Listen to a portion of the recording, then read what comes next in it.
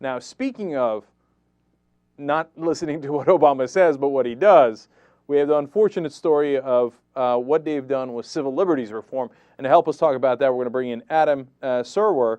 He's with the American Prospect, and he's written, "Democrats Take a Pass on Civil Liberties Reform." Adam, welcome to the Young Turks. I'm sorry. Hey, it's great to be here. All right, Adam, great to have you. So tell us what wound up happening here. I know that Obama came in and campaigned on, oh my God, we're going to change all the abuses in the Patriot Act, and we're going to close down Guantanamo, we're going to stop the torture, and we're going to restore civil liberties. And some of that he did. And some of that apparently he didn't. So tell us what he did and did not do.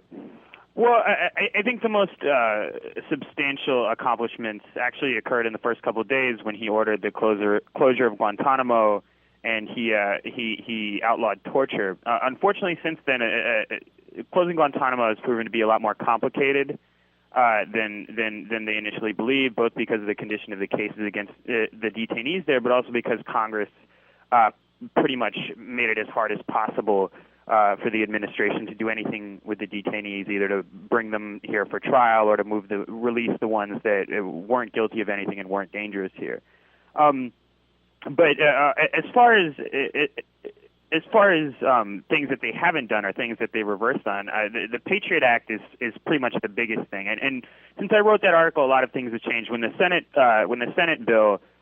version of the Patriot Act renewal was passed, Senator Feingold was so disappointed with it. He called the Senate Judiciary Committee the Prosecutors Committee because it was so deferential to the powers that the government wanted. Now, what's happened since then is that the Democrats in the House have really stepped up in terms of putting some restrictions on the powers in the Patriot Act. John Conyers has been instrumental in this, and in fact, I don't know if you've been paying attention recently to the fight between the White House and John Conyers, but basically, Conyers, who was one of Obama's earliest supporters, has been getting a lot of heat for basically trying to hold the administration to their campaign promises and put some restrictions on some of these Patriot Act powers. And perhaps the most interesting thing, though, is all these sort of things in the Patriot Act, which Obama said that he was going to reform or oppose. A lot of them, he's been preserving these powers by feeding amendments through his political enemies. Like he'll have Republicans introduce amendments that remove restrictions on these powers rather than asking Democrats to do it. So it looks like the Republicans do it, but they're actually doing it at the behest of the administration. They're willing to do it generally because they're not critical at all of executive power on national security issues. But I mean, it really is sort of astonishing the reversal we've seen from the Obama administration on these issues. Well, that's the change we were looking for, is to have a Democratic administration work with Republicans in Congress. That's what I was positive. That's what we were voting for. I'm glad we got it. Right. This is bipartisanship. This is the bipartisanship Obama promised, which is Okay. Now, Adam, though, let's get to the details, right? So the House is better at it, but first, where do we stand now between the House and the Senate on the Patriot Act? Well, I mean, right now, what a lot of civil liberties advocates are hoping is that the bill, how Republicans want to delay health care? Well, civil liberties advocates are hoping that the Patriot Act will get delayed so that they can spend more time making sure that some of these things like the national security letters, the 215 requests are curbed and require higher standards for their use and put more burden on the government to justify their use as opposed to just letting them do whatever they want. What are they on schedule to do now, though? Well, at the moment,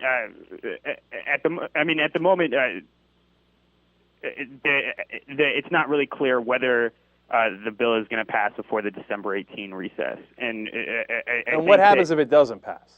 Well, if it doesn't pass and they take it up again next year, and there's actually more time to work some of these issues out. Okay, but is the Patriot Act as it is now still in place if they don't do anything? Well, what they'll probably do is they'll renew it for a couple of months, and then they'll go back. They'll go back and fix it during that time. Okay, and you mentioned national security letters and 215 requests. A lot of people might not be familiar with that. Tell us what that is. Okay, so a national security letter is basically it allows the government to sort of request personal information from credit card companies, internet providers, companies like that, and these are issued without court order, and they can basically get just about everything they want. There's very few restrictions on it, and there have been huge numbers of abuses, and often the information that they gather doesn't have anything. It's information gathered on people who haven't actually committed a crime. They've just been in contact with people who may have been in contact with people who may have been in contact with someone who might be dangerous.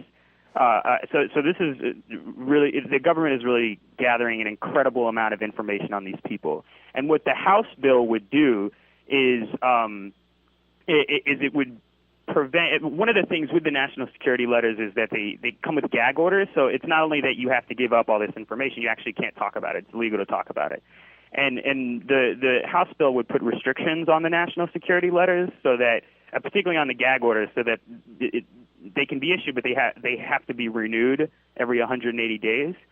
And it would also make it so that the national security letters have to be there has to be a written statement of specific facts showing reasonable grounds for why the information the government is seeking pertains to an investigation involving a suspected agent of a foreign power, as opposed to just asserting that information is relevant. Who do they say that? Who do they have to run that standard by? The reasonable grounds? Do they have to go to a court, or are they just? No, they don't have to go to a court. That's part of why these are used so much, and why they're used, and why they're so easily abused, is that they don't have to go to a court to use. No, I know. So right now they don't have to have any reason. Under the new standard, if the House version passes, they would have to have a reasonable ground, but they just say that to one another. Reasonable ground? Yeah, agree, shake on it, and then they just go and do the same thing? Well, no, there's a much higher standard. There's a much higher standard. It's not perfect, but there's a much higher standard for making the request to issue a national security letter, to make sure that it's legal. To make sure that it actually pertains to a specific investigation, as opposed to simply saying, oh, this is relevant to our investigation. And it actually involving someone who's maybe 2 or 3 degrees separated from the person in question. But they're still playing games among themselves. It's the standard doesn't come into play, is not judged by a court at all. So as long as your boss says you're on good terms, that's it, right? You got reasonable grounds. Well, in the past, the FBI has been fairly good about. These things are audited by the Department of Justice, so it's not just that they get to do it and they get away with it and nobody takes a look at whether or not what they're doing is legal. I hear you. It's still not good enough, because here's the thing I don't understand. What happened to the Fourth Amendment? What am I missing here? The Fourth Amendment says that you can't do a search or a seizure without getting a warrant for it. It's the clearest thing we have out of all the Second Amendment, First Amendment, whatever. It's the clearest one. What am I missing? The national security letter seems to say, no, I'm not going to go to court. I'm not going to get a warrant. I just write a letter myself. Or in this best case scenario, I write a letter to myself, and later somebody else in the Justice Department can look at it. Well, you've identified one of the reasons why why people were so up in arms about the way that they were being used after the Patriot Act. They've been around for a while, but the Patriot Act vastly expanded the context under which they could be used. And you're identifying one of the reasons President Obama said he was going to fix them, and it turns out he's not going to. No, but again, I need somebody to tell me why these aren't the most unconstitutional things I've ever seen in my life. What's the opposite side? I'm not the one who's going to argue with you about that. But what is their argument on the opposite side? It's clearly against the Fourth Amendment. What do they say? Who cares? Do they pull a Dick Cheney and say that Fourth Amendments don't matter anymore? Or I just don't understand it. I can't. So Barack Obama, is he saying now, my bad, when I said I'd uphold the Constitution, I didn't mean the Fourth Amendment? Well, what they're really doing is they're just being quiet about it and not saying what they want specifically out of the bill, but instead just sort of encouraging blue dog Democrats and Republicans to put these to weaken the protections that the people in the House and the Senate who are trying to implement, to weaken those protections, rather than come out and say, "Oh, we're breaking our campaign promise." They're just having other people do it for them. Adam, let me ask. Stepping back and keeping their hands off. I got you. Let me ask you a final political question. We're talking to Adam Serwer from the American Prospect. He wrote about this.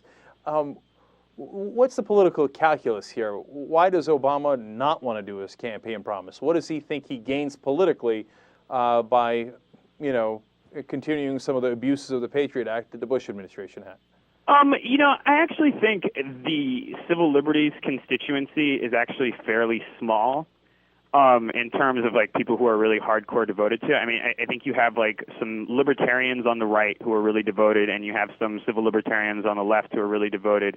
But I think in general, people are so much more worried about more bread and butter issues that the administration can get away with. It feels like they can sort of get away with this, and they also feel like they'd have to expend so much political capital on this stuff that it's worth it. It's better to try and pass health care or a cap and trade bill than it is to go toe to toe over civil liberties issues. I think that's probably the political calculus. One thing I want to say about this, I just mentioned briefly on your show, is that one of the organizations that's been instrumental in trying to restrict the powers in the Patriot Act and make sure the government can't simply listen in on your phone calls or read your emails without without a warrant, is the ACLU, and they've had a huge sort of funding hit. I don't know if you heard about this in the New York Times. They've lost about a quarter of their budget because one of their donors was unable to come through this year because of issues relating to the financial crisis. So if your listeners care about this stuff, they should really look into trying to help out the ACLU, because they're the ones who are really fighting this fight when everybody else seems to be worried about other things. And they need to make up a quarter of their budget. Yeah, and then they've pretty much. I mean, when you talk about an organization, they're generally seen as liberal, but they've been pretty much the most effective foe of both the Bush administration and the Obama administration in terms of excesses of executive power. So I just wanted to mention that. No, Adam, that's a great point, because they're one of the few people who give a damn about our rights, and so. If the Democrats need to score some political points by throwing it under the bus, oftentimes that is exactly what will happen. And in this case, it's not even to score political points. It's just because they don't have any nerve to challenge the Republicans. Ooh, the Republicans will say bad things about us. Well, I think it's actually a lot worse than that. I think it's not so much that they don't want to challenge the Republicans. I think most Democrats actually. I think the truth is that most Democrats used the civil liberties cudgel to beat Bush around the head, but they didn't really care about it.